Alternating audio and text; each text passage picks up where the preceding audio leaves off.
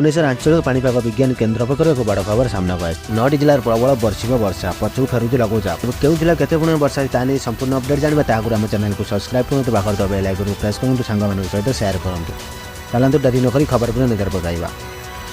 बंगोपसागर सृष्टि होता लघुचाप पश्चिम बंगर स्थलभाग अतिक्रम कर झारखंड दे उत्तर छत्तीसगढ़ पर्यंत पहुंचीला। हेले उत्तर पश्चिम भारत मौसुमी प्रत्यावर्तन पाग अनुकूल हेतु सेठारे शुष्क उत्तर वायुर प्रभाव रही से वायु को भेद कर लघुचाप आगक बढ़ी नपारी पूर्व दिग को गति कर फल राज्य में विभिन्न स्थान वर्षा होती। पाणीपाग सूचना अनुसार यही लघुचाप पश्चिमबंग अतिक्रम करने पर राज्य में वर्षा कमिया सह मौसुमी प्रत्यावर्तन पाग अनुकूल होगा जमापड़े।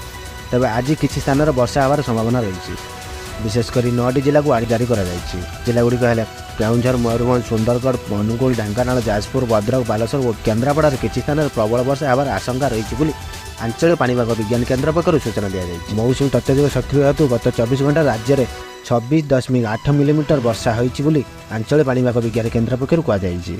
यह स्वाभाविक वर्षा 46 मिलीमीटर तुलन में 477% अधिक रही।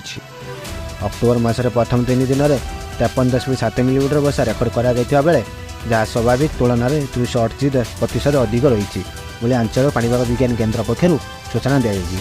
तेज यह आज लेटेस्ट अपडेट। यदि आपण आम चैनल को नुआ आम चैनल को सब्सक्राइब करूँ।